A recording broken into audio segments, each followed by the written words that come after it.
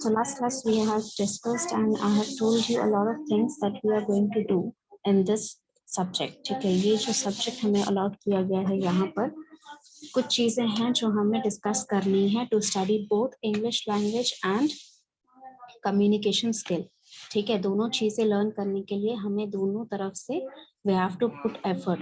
We are going to learn some basic rules for using you can say कि कुछ grammar के कुछ basic rules मैं यहाँ पे पढ़ाऊंगी.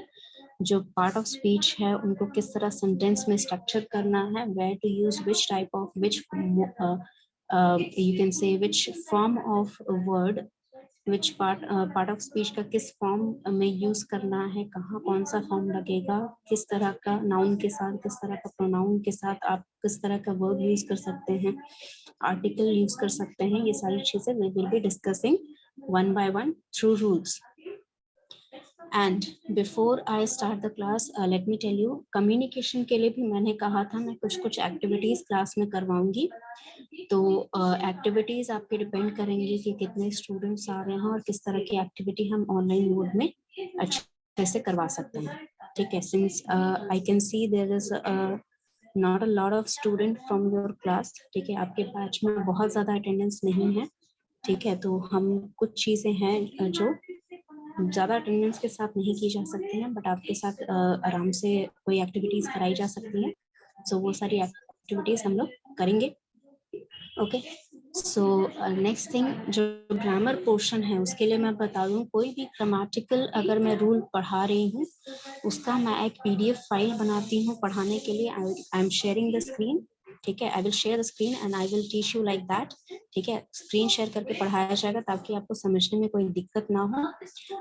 उसके बाद जो फाइल है, जो पीडीएफ फाइल है, उसमें आपको एक्सरसाइज यानी कि कुछ क्वेश्चन, प्रैक्टिस क्वेश्चन भी दिए जाएंगे उसी फाइल में, और वो फाइल मैं आपको ग्रुप में सेंड कर दूंगी. Once I have taught you और once I have explained you all the rules, जितने भी रूल्स हैं उन सभी रूल्स को जब मैं एक साथ एक्सप्लेन कर दूंगी, सारे रूल्स को खत्म हो जाएंगे सारे रूल्स एक्सप्लेन करना, तो उसी फाइल में एक्सरसाइज लास्ट में रहेगा. उस एक्सरसाइज को और उस पूरे फाइल को along with all the information and exercise question मैं आपको ग्रुप में सेंड कर दूंगी ताकि आप उसका प्रैक्टिस करें. ठीक है, हो सकता है कि basically I will be sending that on Saturday, ताकि आप संडे को आराम से बैठ के वो पूरा फाइल पढ़ें और पूरा फाइल की एक्सरसाइजेस बना पाएं. ठीक है, और बहुत ऐसा नहीं है कि हमारे पास बहुत कम टाइम है. So we have a lot of time, so we can take our time and understand each and every rule before we move on to the next one. ठीक है, so let me see if I can share the screen here.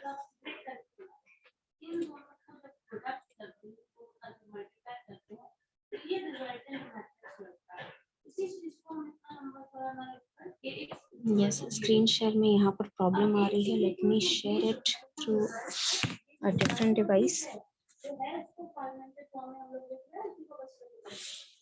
अगर इसमें a inverse से multiply कर लिया जाता है, suppose a inverse से मल्टीप्लाई करते हैं, तो a inverse into a divided by a into x जो होगा that is equal to a inverse का डबल मल्टीप्लाई किया हो तो आप कर भी करोगे. जैसे वही प्रिंसिपल है, अगर आप a ऐड कर रहे हो तो दोनों साइड ऐड करना पड़ेगा, सब्ट्रैक्ट कर रहे हो तो दोनों साइड करना पड़ेगा, मल्टीप्लाई कर रहे हो तो दोनों साइड.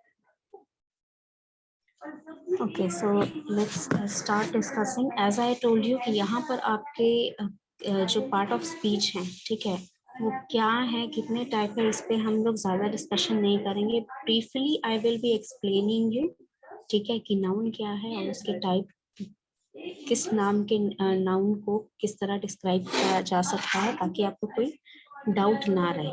ठीक है, हालांकि आई नो एवरीवन की एटलीस्ट आपको एग्जांपल अगर मैं दे दूंगी तो आप तुरंत समझ जाएंगे कि मैं किस टाइप ऑफ नाउन के बारे में बात कर रही हूँ. भले हो सकता है कि कुछ लोग नाम में कंफ्यूज हों, बट स्टिल आप लोग बहुत कुछ ये सब जानते हैं.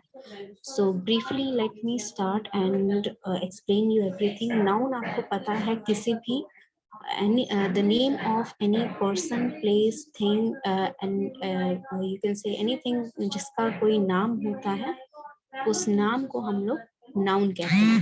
The things that is referred to, ठीक है, जिस नाम से उन्हें रेफर किया जाता है, जिस पर्टिकुलर वर्ड से उन्हें एक स्पेसिफिक दिया जाता है वर्ड, किसी पर्टिकुलर थिंग को, प्लेस को, पर्सन को, उन सभी को आप नाउन कहते हैं।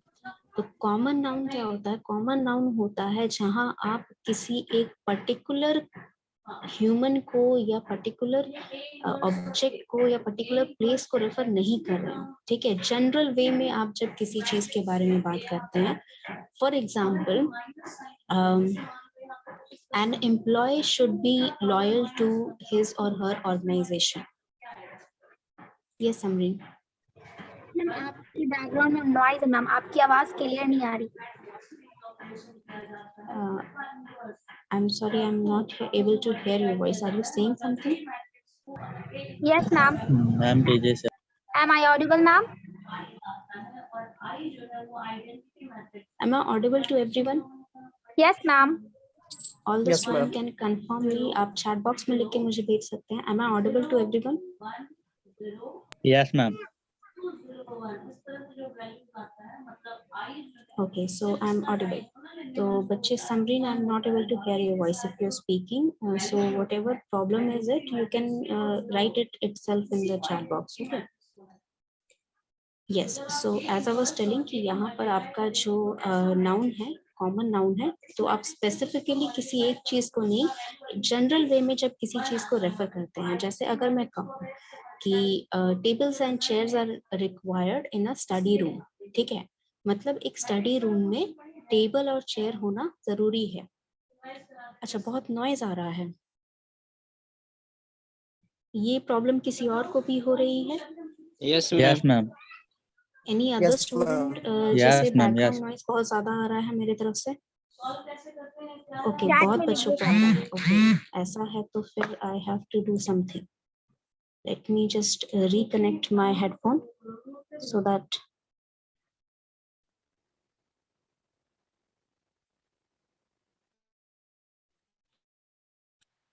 okay, how about now?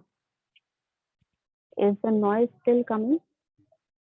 No ma'am, there is no more. No ma'am. Okay, then it is okay. Maybe some network issues were there, because of that it was coming. So let's start where I was saying.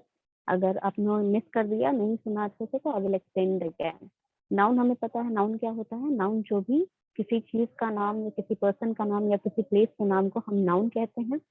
Common noun वो उन चीजों के नाम होते हैं या उन person के नाम होते हैं जब आप किसी चीज को या किसी पर्सन को जनरलाइज करते हैं, ठीक है। एक जनरल वे में अगर मैं बोलूं, for example if I am telling you that in a study room table and chair is necessary, इसका मतलब किसी भी स्टडी रूम में टेबल और चेयर होना जरूरी है। यहाँ पर स्टडी रूम जो है वो एक पर्टिकुलर रूम का आप कह सकते हैं जनरलाइज किया गया, उसे ये रूम को डोनेट कर दिया हमने स्टडी रूम। यहाँ पर टेबल होना चाहिए जो कि अगेन कॉमन नाउन है, चेयर होना चाहिए जो कि अगेन यहाँ पर कॉमन नाउन है। A girl used to visit the shopkeeper every day, तो यहाँ पर अ गर्ल जो है, ठीक है, उसे इंट्रोड्यूस किया जा रहा है, यानी कि यहाँ कॉमन नाउन कोई भी लड़की हो सकती है, ठीक है। स्पेसिफाई नहीं किया जा रहा है कि कौन लड़की थी जो वहाँ शॉपकीपर को पास जाती थी सामान लेने, या एवरीडे वो she used to go to the shop, ठीक है। तो वहाँ पर स्पेसिफाई नहीं किया जाता है। तो जब आप किसी को जनरल सेंस में रेफर करते हैं, चाहे वो पर्सन हो, चाहे वो प्लेस हो, चाहे वो कोई थिंग हो, ठीक है, उसे कॉमन नाउन कहते हैं, ठीक है। प्लेस का भी अगर मैं एग्जांपल देना चाहूँ तो प्लेस का भी एग्जांपल मैं दे सकती हूँ आपको। दैट इज योर प्लेस का एग्जांपल हो जाएगा आपका जैसे कंट्री, राइट। तो कंट्री जो है आपका, country is a common noun, ठीक है, क्योंकि कोई भी कंट्री हो सकता है, उसको रेफर कर सकते हैं। बच्चे, if you are not asking anything और saying anything, keep your mic mute, okay. वो भी रिकॉर्डिंग में जब वॉइस आती है तो बहुत बैकग्राउंड नॉइज की तरह लगती है। यस, तो proper noun, common noun clear हो गया। Let's move on to the proper noun. Proper noun आपका होता है जहां आप स्पेसिफिकली किसी एक पर्टिकुलर पर्सन को रेफर कर रहे हैं, या एक पर्टिकुलर प्लेस का नाम ले रहे हैं, या एक पर्टिकुलर ऑब्जेक्ट का नाम ले रहे हैं। तो अगर मैं पर्सन का नाम बोलूं तो मेरा नाम या आपका नाम, किसी का भी नाम हुआ, that is your proper noun. अगर मैं किसी एक ऑब्जेक्ट का नाम बोलूं, ठीक है, जैसे आपके जो मोबाइल फोन डिवाइसेस होते हैं उनका एक पर्टिकुलर नाम होता है, ठीक है, जैसे ओप्पो A31, ठीक है, ओप्पो राइनो नोट 1, इस तरह के जो नाम होते हैं दीज आर प्रॉपर नेम, ठीक है। प्लेसेस आपके हो गया India, Rajasthan, Bihar, these are places with proper name, ठीक है, एक पर्टिकुलर एरिया को वो नेम डिजिग्नेट किया गया है। Concrete noun are the nouns which are, you can say कि आपका physically जो चीजें present होती हैं, all the things, places or a person or any living object that is present physically, living हो चाहे non living हो, these things or person or places are present physically, ठीक है। जैसे जो चीज आप अपने सेंसेस के थ्रू उसे सेंस कर सकते हैं, जैसे if you are going for your sight sense, ठीक है, तो आप देख सकते हैं जिन चीजों को, वो कॉन्क्रीट नाउन हो गए। If you are going for hearing sense, तो आप जिन चीजों को सुन सकते हैं वो भी आपके कॉन्क्रीट नाउन हो गए। जिन चीजों को आप टच कर सकते हैं, these are your concrete noun. जिन चीजों को आप स्मेल कर सकते हैं वो आपके कॉन्क्रीट नाउन होंगे। All the things that exist in a physical world is considered as concrete noun. Abstract noun similarly उसका बिल्कुल ऑपोजिट होता है, कॉन्क्रीट नाउन का बिल्कुल ऑपोजिट होता है एब्स्ट्रैक्ट नाउन। एब्स्ट्रैक्ट नाउन होते हैं आपके फीलिंग, ठीक है, आपके फीलिंग्स, आपका मूड, ठीक है, आप जिस तरह बिहेव कर रहे हैं, ठीक है, if you are behaving rudely, if you are behaving friendly, if you are in a good mood, that is you are happy, ठीक है, if you are sad, if you are depressed, if you are excited, all these feelings, all these behavior comes under abstract noun। Basically वो चीज जो physically exist नहीं करती है, जो चीजें फिजिकली एग्जिस्ट नहीं करती हैं, these are only in your you can say behaviour और योर माइंड और ब्रेन, ठीक है। ये सारी चीजें जो आपकी नॉन एग्जिस्टियल है, फिजिकल प्लेन में एग्जिस्ट नहीं करती हैं। All your feelings, you can say, basically are construct of your abstract noun।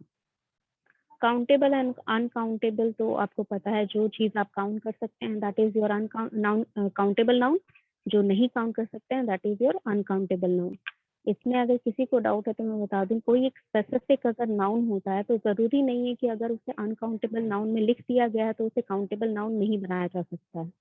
For example, if I am telling you the example, if I am giving कि अगर मैं कहती हूँ कि there is a dozen of apple, ठीक है, dozen of Apple मतलब आप वहां पर काउंट कर सकते हैं कि 6 एप्पल हैं, सॉरी 12 एप्पल हैं, डजन मतलब 12, तो 12 एप्पल हैं, आप वहां पर काउंट कर सकते हैं। But if I am telling कि वहां पर there were a lot of apples in the garden, a lot of का मतलब आप वहां पर काउंट नहीं कर रहे हैं, बस कह रहे हैं कि बहुत सारे एप्पल हैं, आपने काउंट नहीं किया, बहुत बड़ा बगीचा है, एकदम 5 एकड़ 6 एकड़ में फैला हुआ है और वो पूरा उसमें बागान लगे हुए हैं, तो यू आर नॉट काउंटिंग, ठीक है, आप बस कह रहे हैं कि बहुत सारे हैं, तो उस केस में भी आपका जो नाउन है वो काउंटेबल से अनकाउंटेबल चेंज हो जाता है। For example, if I am giving you an example that 2 kgs of rice, तो 2 kgs ऑफ राइस अगर मैं बोल रही हूँ तो 2 kg इज इट्स वेट, वो उसका वेट है, वो नंबर ऑफ ग्रेन्स नहीं है उसमें प्रेजेंट, वो नहीं बता रहा है वो नंबर बता रहा है उसका वेट, तो इट इज अनकाउंटेबल। पर अगर मैं कहती हूँ कि एक ग्रेन पर या 5 ग्रेन मैंने लिए राइस के और उस पे अपने 5 फैमिली मेंबर्स के नाम लिखवा दिए, ठीक है, and I gifted them for their birthday, तो ये क्या हो जाएगा, ये काउंटेबल हो जाएगा, क्योंकि वहां पर 5 ग्रेन मैंने 5 दाने राइस के ऑलरेडी निकाल के बाहर उसको दिया आर्टिस्ट को उसके नाम लिखने के लिए, और उसने मुझे नाम लिख के दिया और मैंने अपने फैमिली मेंबर को वो गिफ्ट किया, तो दैट बिकम अनकाउंटेबल, ठीक है। I hope everything is clear. अगर कोई भी डाउट हो रहा है just raise your hand. Collective noun is where you collectively refer to a group, जैसे BSc क्लास, तो BSc के 444 student, 445 student, every student present in both the sections are refer to in BSc class, ठीक है। Class हो गया या पूरे class के बच्चों को रेफर कर रहे हैं। फैमिली हो गया तो फैमिली के जितने मेंबर हैं पेरेंट्स, आपके सिबलिंग्स, सभी उसमें काउंटेबल हो जाते हैं। अगर आप एक्सटेंडेड फैमिली बोलते हैं तो आपके जितने भी एक्सटेंडेड फैमिली में जितने दूर दूर तक रिश्तेदार हैं सभी कोई वो आपके फैमिली में आ जाते हैं। If I am giving you another example, अगर हम ले कलेक्टिव नाउन का, तो कलेक्टिव नाउन अगर एक ग्रुप रेफर करता है, ठीक है, जैसे कि अगर मैं फ्लॉक ऑफ शीप बोलूं या बंच ऑफ पीस बोलूं तो वो भी आपका कलेक्टिव नाउन हो जाता है, ठीक है। When you refer to as people और ऑब्जेक्ट्स और प्लेसेस इन अ ग्रुप, ठीक है, एक ग्रुप में जब आप उसको रेफर कर रहे हैं। कंपाउंड नाउन आपका होता है when you join two words, दो ऐसे वर्ड्स आप ज्वाइन कर रहे हैं जिनका एक्चुअल डिक्शनरी मीनिंग है, वो एग्जिस्ट करते हैं और उनका अपना एक मतलब है, लेकिन दोनों को ज्वाइन करके एक अलग मीनिंग वो क्रिएट करता है। फॉर एग्जाम्पल सनफ्लावर, तो सन एक एक्चुअल में वर्ड है, एक सेलेस्टियल बॉडी है जिसका नाम सन है। फ्लावर, जितने भी फ्लावर होते हैं, ठीक है, फूल जो होते हैं उनको फ्लावर बोलते हैं। तो सनफ्लावर एक पर्टिकुलर फ्लावर का नाम हमने रख दिया, दैट मीन्स इट इज वो आपका कंपाउंड नाउन हो गया, ठीक है। अगर और एक एग्जांपल ले तो होम मेकर, ठीक है, हमारे जो मदर्स हैं जो घर पर रह के घर का काम करती हैं तो उन्हें होम मेकर कहा जाता है। तो होम इज वन वर्ड, ठीक है, and maker is one word, जिसे ज्वाइन करके कंपाउंड नाउन का कंपाउंड नाउन दिया गया है, दैट इज होम मेकर, जो उन स्पेसिफिक फीमेल ह्यूमंस को रेफर करता है जो अपने घर में रह के घर का काम करती हैं, अपने से जो ऑफस्प्रिंग्स हैं उन्हें देखती हैं, जो अपना घर के जो बड़े बूढ़े जो भी हैं सबका ख्याल रखती हैं, ठीक है। तो this is the example and this is the meaning of all the type of noun. If you have any doubt regarding this, and one more thing, concrete noun को आप materialistic nouns में confuse मत करिएगा, because some class students have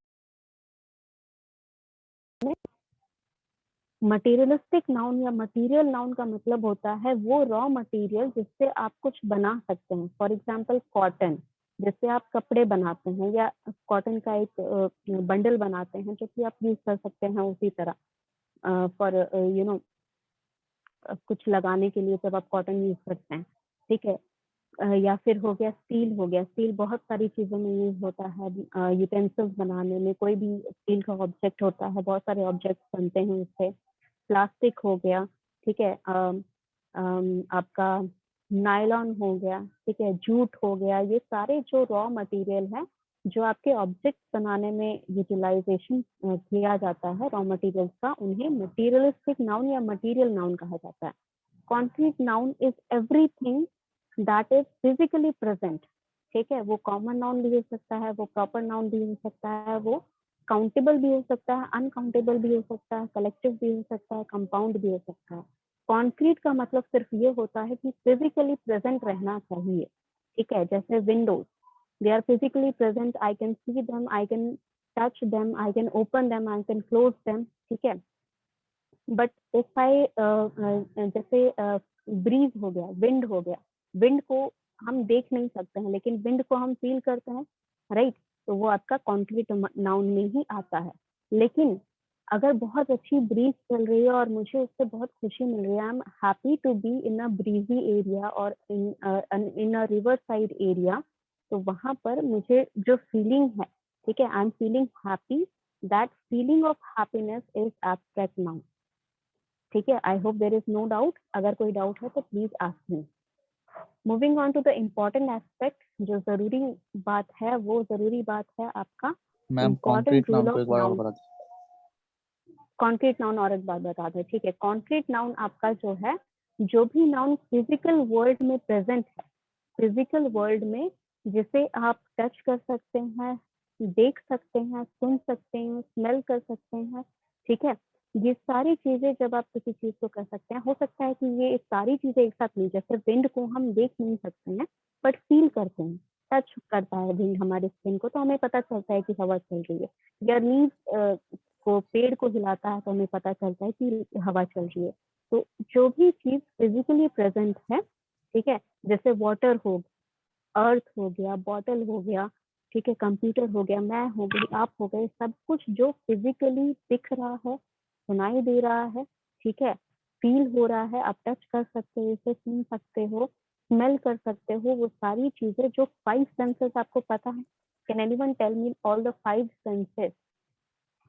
first class में पढ़ा था 5 senses जो हमारी होती है। Eyes, ears, nose, tongue, skin. That is 4. Eyes, ears, nose and skin. That is 4. एक रह गया, क्या रह गया? Mouth. Sorry, Yes. एक क्या रह गया? सर्च करके बता दो, कोई बात नहीं, रिवाइज हो जाएगा। Ma'am. Eyes, ears, sorry, tongue, skin. Eyes, ears, yes, tongue, taste, ठीक है, फूड जो होता है जिसे आप टेस्ट करते हैं, ठीक है, ये 5 आपके सेंसरी ऑर्गन्स होते हैं, ठीक है, eyes, ears, nose, tongue and your skin, these are 5 sensory organs. और जब इन चीजों से यूटिलाइज करके आप कोई ऑब्जेक्ट देख सकते हैं, सुन सकते हैं, टच कर सकते हैं, टेस्ट कर सकते हैं, स्मेल कर सकते हैं, तो उन चीजों को आप कॉन्क्रीट नाउन बोलते हैं, ठीक है। बेसिकली अगर आपको कॉन्सेप्ट बहुत ज्यादा डिफिकल्ट लग रहा है तो सिर्फ इतना समझिए, एब्स्ट्रैक्ट नाउन आपकी फीलिंग्स को कहते हैं, ठीक है, जो आप फील कर रहे हैं, आप अगर खुश हैं, हैप्पी हैं, तो वो एब्स्ट्रैक्ट नाउन है।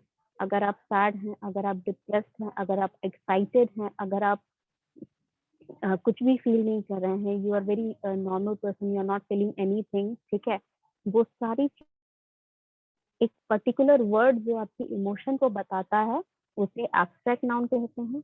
और जो चीजें एब्स्ट्रैक्ट नाउन नहीं है, यानी कि जो चीजें आपके मूड में नहीं आती हैं, जो चीजें आपकी फीलिंग्स में नहीं आती हैं, वो सारा आपका कॉन्क्रीट नाउन है, ठीक है। Concrete noun and abstract noun are opposite to each other. तो जो चीजें आपके एब्स्ट्रैक्ट नाउन में आती हैं वो कॉन्क्रीट नाउन में नहीं आ सकती हैं, और जो कॉन्क्रीट नाउन में आती हैं वो एब्स्ट्रैक्ट नाउन में नहीं आ सकती हैं। क्योंकि कॉन्क्रीट नाउन यानी कि आपका फिजिकल वर्ल्ड में जो चीजें एग्जिस्ट करती हैं, वो सारी चीजें आपकी कॉन्क्रीट नाउन है। कॉन्क्रीट का मतलब होता है ठोस, ठीक है, तो उसका मतलब हुआ जो एक्चुअल में आपको कॉन्क्रीट प्रूफ है इस चीज का कि ये चीज एग्जिस्ट करती है, ठीक है। हैप्पीनेस प्रूफ करने के लिए आप बहुत कुछ बोल सकते हो, बहुत एक्सप्रेशन दे सकते हो, लेकिन वो फिजिकल नहीं है, ठीक है, वो चीज फिजिकल नहीं है। जो कॉन्क्रीट नाउन है, ठीक है, कॉन्क्रीट नाउन जैसे कि इफ आई एम टेलिंग कि this monitor is black colour, तो ये मुझे दिख रहा है ना ब्लैक कलर का है, तभी तो मैं बोल रही हूँ कि ब्लैक कलर का है, ठीक है। The screen is colourful, screen colourful दिख रहा है तो मैं बता रही हूँ, ठीक है। तो जो चीजें आप कॉन्क्रीट नाउन यानी कि जो चीजें आप देख सकते हैं, सुन सकते हैं, फील कर सकते हैं, या फिर स्मेल कर सकते हैं या टेस्ट कर सकते हैं, ये सारी चीजें आपकी कॉन्क्रीट नाउन में होती हैं। If you are still having doubts, just let me know. अभी समझ में आ गया सबको? मैम कंपाउंड नाउन को बताइए ना मैम। कंपाउंड नाउन यानी कि जब आप 2 वर्ड्स को आपस में मिलाकर एक वर्ड बनाते हैं जो किसी एक स्पेसिफिक चीज को रेफर करता है, ठीक है। जैसे अगर मैं कहूँ कि फॉर एग्जाम्पल अगर मैं लेती हूँ कॉन्क्रीट वर्ड, ठीक है, ये वर्ड अगर मैं लेती हूँ तो इसमें 2 पार्ट में मैं डिवाइड तो कर सकती हूँ, कॉन और क्रीट, दोनों को मैं डिवाइड कर सकती हूँ, लेकिन कॉन का कोई मतलब हो सकता है, ठीक है, लेकिन क्रीट का तो कोई मतलब नहीं है, ठीक है। तो ये वर्ड आपका कंपाउंड में नहीं आ सकता है। कंपाउंड इटसेल्फ जो वर्ड है उसको फॉर्म और पाउंड में अगर मैं डिवाइड कर दूं, पाउंड का एक मीनिंग होता है, it is refer to a currency from France, but कॉम का कोई मीनिंग नहीं होता है, ठीक है। तो इस वर्ड को कंपाउंड नहीं कह सकते। कंपाउंड किसको कह सकते हैं? कंपाउंड हम उन वर्ड को कह सकते हैं जिनको अलग करने पर एक मीनिंग आए, ठीक है। जैसे कि प्ले ग्राउंड, तो प्ले एक वर्ब है, खेलना जिसका मतलब होता है, ग्राउंड एक नाउन है, एक ग्राउंड को, एक खाली एरिया को ग्राउंड कहते हैं, ठीक है। तो प्ले ग्राउंड को मिला के हमने उस ग्राउंड का नाम रख दिया जिस ग्राउंड में कोई खेलने जाता है, doesn't matter which game is playing, ठीक है, बस आप फिजिकली वहां खेलने जाते हैं, तो प्ले ग्राउंड 2 वर्ड को जोड़कर हमने एक वर्ड बना दिया। फॉर एग्जाम्पल जैसे सनराइज हो गया, ठीक है, सनराइज सन का मतलब होता है जो आपका सूरज है, ठीक है, वो आपका SUN, सन एक एक्चुअल वर्ड है जिसको जो एक प्रॉपर नाउन है। प्रॉपर नाउन मतलब वो जो सूरज है उसको एक पर्टिकुलर नाम दिया गया है, ठीक है। राइज मतलब उठना, ठीक है, राइज मतलब उठना, ये एक वर्ब है, ठीक है, इसका मतलब होता है उठना। तो इन दोनों वर्ड को मिलाकर जब सन उगता है उस फिनोमिना को हमने नाम दे दिया सनराइज। तो it is a compound noun, ठीक है। अभी भी डाउट है? Do you want me to give more No, ma'am. Example? No, No, ma'am, ma'am. no doubt. Okay, so I believe we are clear with the type of noun. So let's move on to that noun का जो rules हैं. Now before we move on to the rule, let me tell you one thing. ये जितने भी rule हैं, ठीक है, ये रूल आपके बहुत ही स्ट्रिक्ट ग्रामेटिकल रूल्स हैं, जो कि हो सकता है कि आपके एवरीडे कॉन्वर्सेशन में आप जब सुने तो इन नाउन को कोई फॉलो नहीं कर रहा होगा, ठीक है। कोई एक पर्टिकुलर रूल होगा जो कोई फॉलो नहीं कर रहा होगा नॉर्मल कॉन्वर्सेशन में, ठीक है। कोई एक पर्टिकुलर नाउन होगा जो बिल्कुल भी कोई फॉलो नहीं कर रहा होगा, ठीक है। लेकिन अकॉर्डिंग टू द रूल ये चीज फॉलो करनी चाहिए। बस लोग क्या है, बहुत ज्यादा इन चीजों पे ध्यान नहीं देते हैं, इसीलिए ये रूल्स जो हैं बहुत जगह रिलैक्स कर दिए जाते हैं, ठीक है। जैसे हमारा रूल अगर लगा है कि सबको दो है, जो अगर 2 राइडर्स हैं बाइक पे, 2 व्हीलर्स पे, तो दोनों को हेलमेट पहनना है, ये रूल है। लेकिन कहीं कभी कभी कभी होता क्या है कि लोग ऐसे भी चले जाते हैं, ठीक है। अगर पुलिस वाले नहीं मिले कहीं, उन्हें पता है कि इस रूट पे नहीं मिलते हैं कोई पुलिस वाले, तो वो लोग ऐसे ही चले जाते हैं, ठीक है। But according to the rule वहां पर उनको पहनना चाहिए, ठीक है। तो ये सारे जो रूल्स हैं अकॉर्डिंग टू द रूल ये होना चाहिए, लेकिन sometimes a lot of people don't follow, ठीक है। हो सकता है कि बहुत सारे लोग जो एक्चुअल में अमेरिकन भी हैं या ब्रिटिशर्स भी हैं, हो सकता है वो लोग भी ये रूल फॉलो नहीं, उनको उतना अच्छे से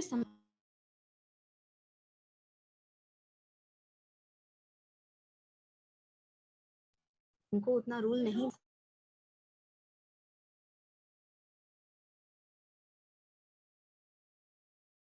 यूटिलाइज इट लाइक दैट। हो सकता है वो कहीं भूल जाए या कहीं पर मिस स्पेल कर दें या मिस प्रोनाउंस कर दें, ठीक है। That is okay because nobody listens to every rule और फॉलोज एवरी रूल, ठीक है। बट ये रूल जो है, ये रूल आपके लिए इसलिए जरूरी है जानना, क्योंकि if you are going for a competitive exam, अगर आप कॉम्पिटिटिव के लिए जाते हैं या फिर आप रिक्रूटमेंट के लिए बैठते हैं, तो उसमें जो आपका एप्टीट्यूड टेस्ट होता है जिसमें एक इंग्लिश सेक्शन रहता है, एक रीजनिंग सेक्शन रहता है, एक मैथमेटिकल सेक्शन रहता है। तो वो सेक्शंस आपके जो रहते हैं उसमें इंग्लिश सेक्शन में या फिर किसी कॉम्पिटिटिव एग्जाम के इंग्लिश सेक्शन में, वहां पर आपके जो क्वेश्चन आएंगे उसको सॉल्व करने के लिए ये रूल्स बहुत जरूरी है, क्योंकि वहां पर ये रूल्स बहुत ज्यादा माने जाते हैं, ठीक है। वहां पर छोटे मोटे मिस्टेक्स जो होंगी उनकी वजह से आपको सही आंसर पता नहीं चलेगा। तो that is why you have to know the rule, ठीक है। रूल्स बताना हमारा काम है, whatever you want to follow और not, that is different thing. तो पहला रूल ये कहता है, some nouns always take a singular verb. कुछ ऐसे नाउन हैं, ठीक है, जिन्हें हमेशा सिंगुलर वर्ब ही लगाते हैं, उनके साथ सेंटेंस अगर बनेगा तो उसके साथ हमेशा सिंगुलर वर्ब ही लगेगा। इसका मतलब क्या हुआ? इसका मतलब ये हुआ कि ये जो पर्टिकुलर नाउन है, ठीक है, ये जो पर्टिकुलर नाउन है, इनका जब मैं सेंटेंस में यूज करूंगी तो जो हेल्पिंग वर्ब होगा, ठीक है, जो हेल्पिंग वर्ब होगा, जैसे इज एम आर होते हैं हेल्पिंग वर्ब आपके, वॉज वर होता है, हैज हैव होता है, ये सारे आपके हेल्पिंग वर्ब हैं, विल शाल, ये सारे आपके हेल्पिंग वर्ब है। तो जब हेल्पिंग वर्ब के थ्रू मैं सेंटेंस बनाऊंगी इन वर्ड्स को लेकर, इन नाउन को लेकर, तो हमेशा मेरा जो हेल्पिंग वर्ब होगा वो सिंगुलर के लिए जो लगता है वही लगेगा, ठीक है। यानी कि इज लगेगा, वॉज लगेगा, हैज लगेगा, ठीक है, या हैड लगेगा। हैड तो दोनों के लिए लगता है, सिंगुलर प्लूरल दोनों के लिए लगता है। तो उसी हिसाब से जो सिंगुलर के लिए यूज होता है वही हेल्पिंग वर्ब मैं यहाँ पर यूज करूंगी, ठीक है। क्यों यूज होता है, इसके डिफरेंट रीजंस हैं, ठीक है, कोई एक नहीं, बहुत सारे रीजन है जिसकी वजह से इन्हें सिंगुलर ट्रीट किया जाता है। पहला रीजन ये फॉलो करते हैं, जैसे जो पहला वर्ड है यहाँ पर सीनरी हो गया, ठीक है, या मशीनरी हो गया, या स्टेशनरी हो गया, या फर्नीचर हो गया। ये सारे वर्ड इसीलिए सिंगुलर रूल फॉलो करते हैं क्योंकि एक सीनरी आप देखें, ठीक है, सीनरी का मतलब होता है नजारा, ठीक है, तो आप एक सीनरी देखें या 1000 सीनरी देखें तो सबके लिए आप सीनरी वर्ड ही यूज करते हैं, ठीक है। मशीनरी हो गया तो एक मशीन आई या एक से ज्यादा मशीन आई, ठीक है, मशीन का फुल फॉर्म एक तरह से आप कह सकते हैं मशीनरी है। तो एक मशीनरी आई, दूसरी मशीनरी आई, 50 मशीनरी आई, सबके लिए आप मशीनरी वर्ड ही यूज करते हैं, उसमें आई एस या एस नहीं लगता है, एस नहीं लगता है। स्टेशनरी हो गया, स्टेशनरी में बहुत कुछ चीजें आती हैं, बुक्स हो गया, नोटबुक्स हो गया, पेन पेंसिल, ये सारी चीजें आपकी स्टेशनरी में आती हैं, बट स्टिल इनको जब हम स्टेशनरी रेफर करते हैं, इन सभी ऑब्जेक्ट को कलेक्टिवली बोला जाता है स्टेशनरी, ठीक है, इन सभी ऑब्जेक्ट को कलेक्टिवली बोला जाता है स्टेशनरी। मशीनरी जैसे प्रिंटिंग प्रेस में बहुत सारी मशीनें रहती हैं, ठीक है, तो उन सभी मशीनों को मिला के उसे मशीनरी कहते हैं, ठीक है। It is a category kind of thing, ठीक है, ये कैटेगरी है कि ये सारे जो डिवाइसेस हैं इन्हें हम मशीनरी कहते हैं, ठीक है। सीनरी हो गया, ठीक है, सीनरी एक पर्टिकुलर काइंड ऑफ आप कह सकते हैं नजारा का मतलब क्या होता है, जिसे देख के आपको अच्छा लगे, जो बहुत सुंदर हो, ठीक है। जैसे यहाँ पर जो एग्जांपल गिवन है ऐसे देखिए, the scenery of Nainital is enchanting, this is the example. यहाँ जो पहला एग्जांपल है ये देखिए,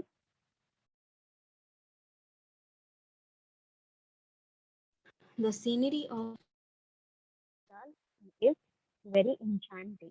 तो यहाँ पर जो सीनरी है, नैनीताल बहुत एक सुंदर जगह मानी जाती है। सुंदर जगह क्यों मानी जाती है? क्योंकि वहाँ पर सीनरी अच्छी है, जो चीज आपको दिख रही है वो बहुत अच्छी है, तो इसी वजह से आप वहाँ पर उस पूरे चीजों को, पूरी जो कैटेगरी है, ठीक है, सीनरी में वही व्यू आते हैं जो बहुत सुंदर होते हैं, जो बहुत आप कह सकते हैं कि बहुत ज्यादा टूरिस्ट अट्रैक्ट करते हैं, ठीक है, जिसमें देखने में आपको शांति मिले, अच्छा लगे, ठीक है। तो सीनरी में उस कैटेगरी के व्यूज आते हैं जो देखने में अच्छे लगते हैं। मशीनरी में उस कैटेगरी के डिवाइस आते हैं। इंचेंटिंग का मतलब क्या ये बात, इंचेंटिंग का मतलब होता है जो देख के आपको बहुत अच्छा लगे, अट्रैक्टिव लगे, ठीक है, जिसको आप देखने, जिसको आप डिस्क्राइब ना कर सको वर्ड में, ठीक है, वर्ड लेके आप उन व्यूज को डिस्क्राइब नहीं कर सकते हो, ठीक है, बहुत ज्यादा अच्छा लगना कि आप एकदम खिड़की बंद हो जाए उस टाइप का अच्छा लगना, ठीक है। तो यहाँ पर जो व्यूज हो गए, ठीक है, पर्टिकुलर कैटेगरी के व्यूज हो गए जिन्हें हम सीनरी कहते हैं। मशीनरी जो हो गया, जो भी मशीन्स हैं, बड़े बड़े डिवाइसेस हैं, बड़े बड़े मशीन्स हैं, उन्हें मशीनरी में हमने कैटेगरी में डाल दिया। स्टेशनरी जो लिखने पढ़ने के लिए यूज होती है, चाहे वो स्टूडेंट्स यूज करे, टीचर्स यूज करे, वर्किंग क्लास पीपल यूज करें, लिखने पढ़ने में जो चीज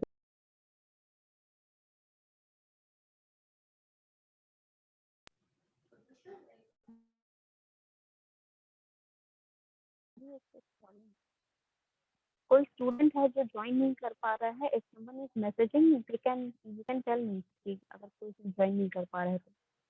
कोई स्टूडेंट है शायद जो ज्वाइन नहीं कर पा रहा है। अच्छा, will see it after the class. So as I was telling कि आपका जो स्टेशनरी है, तो लिखने पढ़ने वाली जो भी चीजें हैं उनको एक कैटेगरी में डाल दिया गया है जिन्हें हम स्टेशनरी कहते हैं। तो बेसिकली एक तरह के जो नाउन है जिन्हें एक कैटेगरी डिस्क्राइब करती है, तो उस कैटेगरी का जो नाम होता है, उस कैटेगरी को हम कहते हैं, उस नाउन को हम लेते हैं सिंगुलर में, क्योंकि वो एक कैटेगरी रेफर कर रहा है, ठीक है। वो फर्नीचर हो गया, ठीक है, टेबल चेयर बेड, कबर्ड, ये सारे चीजें आपके फर्नीचर में आते हैं। तो ये एक कैटेगरी हो गया, ठीक है, घर में रहने वाली चीजें या स्कूल में कोई फाउंडेशन में रहने वाली चीजें, ऑर्गेनाइजेशन में, कंपनी में जो बैठने उठने के लिए काम आती है, लिखने के लिए काम आती है। तो एक पर्टिकुलर हमने कैटेगरी डिसाइड कर दी कि जो फर्नीचर है वो इन सारी चीजों को इंक्लूड करेगा, ठीक है।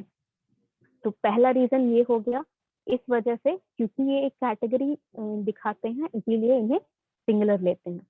दूसरा रीजन क्या है, दूसरा रीजन ये है कि जैसे जो ये वर्ड होते हैं एडवाइस, ठीक है, जो दूसरा एग्जांपल यहाँ पर गिवन है, एडवाइस जैसे जो वर्ड होते हैं, इनको अगर हम प्लूरल फॉर्म में लिखें, एडवाइस अगर मैं लिखती हूँ तो इसका मतलब मैं किसी को राय दे रही हूँ, किसी को कुछ टिप्स दे रही हूँ ताकि वो उसे यूज कर सके, ठीक है, उसको हेल्प हो सके, जो भी उसकी प्रॉब्लम है उसे सॉल्व करने में उसे हेल्प मिले। अगर मैं एडवाइसेस लिखती हूँ तो इसका मतलब इंफॉर्मेशन होता है। एक एडवाइस या सिंगुलर में अगर लिखती हूँ मैं एडवाइस, तो इसका मतलब मैं किसी को अपना ओपिनियन बता रही हूँ या किसी को सोल्यूशन देने में हेल्प कर रही हूँ, काउंसिल कर रही हूँ। काउंसिल होता है, एडवाइस का मीनिंग होता है काउंसिल, ठीक है। तो अगर मैं एडवाइस कर रही हूँ यानी कि मैं किसी को हेल्प कर रही हूँ किसी चीज में, किसी प्रॉब्लम में, किसी इशू को सॉल्व करने में, ये अलग मीनिंग हो गया। एडवाइसेस का मीनिंग होता है इंफॉर्मेशन पास ऑन करना, यानी कि अगर मैं इसे प्लूरल फॉर्म में लिखती हूँ तो इसका मीनिंग ही चेंज हो जा रहा है, ठीक है। अगर सिंगल एडवाइस लिख रही हूँ दैट मीन्स काउंसिल, एडवाइसेस लिख रही हूँ तो इसका मतलब इंफॉर्मेशन हो जा रहा है कि मैं सिर्फ डाटा दे रही हूँ किसी को, ठीक है। फॉर एग्जाम्पल अगर मैं कह रही हूँ कि whoever स्टूडेंट, जैसे रजिस्ट्रेशन हो रहा था कुछ स्टूडेंट का, तो उन्हें सारी इंफॉर्मेशन पास ऑन किए गए, तो ये एडवाइसेस हैं, ठीक है। एस जब लग जाएगा लास्ट में दैट मीन्स ये इंफॉर्मेशन पास ऑन की गई है, आपके रजिस्ट्रेशन स्टार्ट हो गया है, ये चीजें लेके यहाँ इस टाइम पर आ जाएगी, ओके। तो this is the second reason why we cannot change these nouns in plural form. Third reason क्या है, थर्ड रीजन है इन चीजों के लिए जो लास्ट के आपके चीज हैं, लास्ट के आपके एग्जाम्पल्स हैं, economics, physics, mathematics, classic, ethics, athletics, innings, gallows, ये सारी चीजें, ये सिर्फ वर्ड्स हैं जो सिंगुलर, जो प्लूरल फॉर्म में लिखे गए हैं, लेकिन ये होते सिंगुलर हैं। जैसे मैथमेटिक्स है, वो आपका एक पर्टिकुलर सब्जेक्ट है, तो एक सब्जेक्ट है तो इसको तो सिंगुलर ही लिखेंगे। आपका फिजिक्स हो गया, ठीक है, ये भी अनदर सब्जेक्ट है, तो ये सब्जेक्ट है तो एक सब्जेक्ट है, सिंगुलर सब्जेक्ट है तो इसको सिंगुलर लिखेंगे। एथिक्स का मतलब होता है, क्लासिक का मतलब मैं बता देती हूँ, अगर इन चीजों का मतलब अगर नहीं पता आपको, गिव मी 1 मिनट।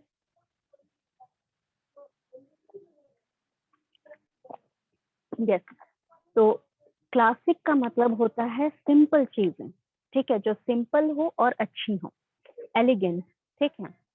जैसे इसमें जैसे आपने बहुत सारे प्रोडक्ट्स मार्केट में देखे होंगे जिनके अलग अलग फ्लेवर आते हैं, ठीक है, जिंजर फ्लेवर, लेमन फ्लेवर, ठीक है, फूड आइटम्स के ये सारे फ्लेवर्स होते हैं, ठीक है। तो जिनमें फ्लेवर नहीं रहता है, ठीक है, जो ओरिजिनल रहते हैं, उनके पैकेट पे आप देखिएगा तो कभी कभी क्लासिक लिखता है, यानी कि क्लासिक मतलब सिंपल, जिसमें कोई फ्लेवर नहीं है, मॉडिफिकेशन नहीं है, एडिशनल कुछ फैशन नहीं है, ठीक है, simple and elegant and beautiful, ठीक है, तो उससे हम क्लासिक कहते हैं। एथिक्स का मतलब होता है जो आपके सिद्धांत होते हैं, जो आपके मॉरल्स होते हैं, जो आप लाइफ में फॉलो करते हैं, भले वो प्रोफेशनल हो या अनप्रोफेशनल हो, जो भी आप मॉरल्स फॉलो करते हैं बीइंग अ ह्यूमन बीइंग, वो आपके एथिक्स कहलाते हैं। एथलेटिक्स उन स्पोर्ट्स को कहते हैं जिनके लिए आपको फिजिकल वर्क करना पड़ता है, जैसे फुटबॉल, क्रिकेट, रेस, ठीक है, और या फिर हॉकी, ये सारे आपके गेम्स नहीं आते हैं एथलेटिक्स में। आपके चेस हो गया, ठीक है, वो माइंड गेम है, ठीक है, उसके लिए आपको फिजिकल वर्क नहीं करना पड़ता है बहुत ज्यादा। लूडो हो गया, ठीक है, जितने आपके गेम्स हैं, ऑनलाइन गेम्स, वो सारे आपके मेंटल मेंटली स्ट्रेटेजाइज्ड गेम होते हैं, ठीक है, उन्हें मेंटली आपको प्ले करना पड़ता है, फिजिकली नहीं ज़्यादा प्ले करना पड़ता है। तो वो सारे गेम्स जिनके लिए आपको फिजिकल एफर्ट डालनी होती है, that is called athletics. Innings आपकी होती है, एक इनिंग्स मतलब एक पर्टिकुलर यूनिट होता है, ठीक है। जो जैसे आपने देखा होगा कि क्रिकेट मैच बहुत लोग देखते होंगे, तो आपने ये चीज ध्यान दी होगी, एक इनिंग्स रहता है। What do you mean by one inning in a cricket? Innings, एक इनिंग्स क्या होता है क्रिकेट में? जितने बॉयज हैं, I believe a lot of boys would have been watching cricket, ठीक है, तो आप लोग बता सकते हैं इनिंग्स का मतलब क्या होता है? एनीवन हु कैन दो स्पेसिफाई? इनिंग बैट्स वो प्ले करता है, पहली टीम बैटिंग करती है मैम, उसको एक इनिंग बोला जाता है। हाँ, तो पहली टीम जो होती है, जो कुछ पर्टिकुलर ओवर उसको प्ले करने के लिए दिया जाता है, right? Correct me if I am saying wrong, ठीक है। एक पर्टिकुलर कुछ नंबर ऑफ ओवर्स रहते हैं जो एक पर्टिकुलर बैट्समैन को दिए जाते हैं या पर्टिकुलर टीम को दिए जाते हैं प्ले करने के लिए, ठीक है, दैट इज योर इनिंग्स। तो वो हमेशा ही इस इनिंग्स ही बोला जाता है, तो वो उसमें इसीलिए उसको सिंगुलर कहा जाता है, क्योंकि वो एक फिनोमिना टाइप का हो जाता है, ठीक है। वो एक फिनोमिना को रेफर करता है जहां पर एक पर्टिकुलर टीम इतने पर्टिकुलर ओवर के लिए खेल रही है, इसीलिए उसे यहाँ पर सिंगुलर लिया जाता है। गैलोस का मतलब होता है, बेसिकली इसे हिंदी में फांसी फांसी बोलते हैं, ठीक है, जहाँ फांसी दी जाती है उस चीज को गैलोस बोलते हैं। हाँ हाँ बिल्कुल, हिंदी में उसे पारी कहते हैं इनिंग्स को, ठीक है। ये गैलोस का मीनिंग होता है, गैलोस का मीनिंग होता है जो आपका स्ट्रक्चर होता है, एक जो, if you can imagine that structure, ground floor से वो थोड़ा ऊपर रहता है, उल्टा एल शेप का एक स्ट्रक्चर रहेगा, पोल रहेगा, और उस पे रस्सी लगा रहता है। The actual reason for this structure was कि वो रस्सी वेट को ग्राउंड लेवल से ऊपर रखने के लिए ली गई है, but basically these are used for, हाँ वही फांसी लगाने के लिए इसे यूज ज्यादा किया जाता है, इसीलिए जब आप इसका मीनिंग सर्च करेंगे बेसिकली वही लिख के आता है, बट इसका डिक्शनरी मीन यही है कि स्ट्रक्चर को, सॉरी, उसके स्ट्रक्चर को गिलोस बोलते हैं। वो जो पूरा स्ट्रक्चर मैंने बताया, ग्राउंड लेवल से थोड़ा ऊपर एल शेप का एक पोल और rope to keep the weight from getting in the ground level, ठीक है। ये सारे वर्ड्स हो गए आपके, ये 3 रीजन है जिनकी वजह से आप इन वर्ड्स को, इन टाइप ऑफ वर्ड्स को, माइंड यू ये फॉर एग्जाम्पल, यानी कि ये वर्ड सिर्फ एग्जाम्पल लिए गए हैं, ऐसा नहीं है कि यही सारे वर्ड्स रहते हैं जिन्हें आप सिंगुलर नहीं, प्लूरल नहीं कर सकते हैं, ठीक है। इसके अलावा भी और वर्ड्स रहते हैं, दीज आर जस्ट एग्जाम्पल, और 3 बेसिक रीजंस मैंने बता दिया किस वजह से इन्हें यहाँ पर प्लूरल नहीं किया जा सकता है। तो let's take a look at the example. कोई डाउट है बच्चे? नो मैम, मैम ये लोग ये सब रिलेटिव पढ़ा हुआ है मैम, नॉन सब वो तो मुझे ये पता है बच्चे, वो तो मुझे भी पता है कि आपने ये सारी चीजें पढ़ी हुई। I am just giving you a brief description कि क्यों ये नाउन के रूल हैं, कौन से रूल्स हैं जो फॉलो किए जाते हैं और क्यों किए जाते हैं, ठीक है। ये सारे आपके रिविजन मैं करा रही हूँ, मैं ये नहीं कह रही कि आपने पढ़ा नहीं है, मैं आपको रिविजन करा रही हूँ। इसके ये सारे रूल्स के बाद आई will be giving you an exercise, और वो एक्सरसाइज सॉल्व करने में ये सारे रूल्स आपकी हेल्प करेंगे, इसी वजह से I am explaining you a different thing, ठीक है। और इफ अच्छा, you have next class to attend, okay, let me just take the attendance, then you are free to go.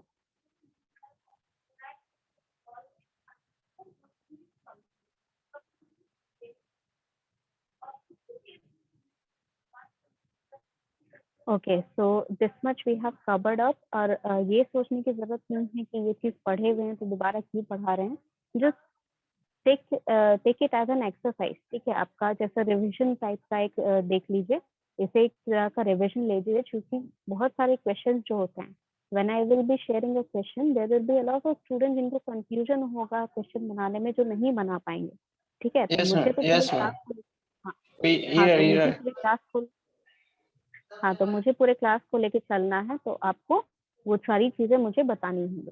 ठीक है, that's all for today's class. Let's meet in the next class. Okay. Ma'am.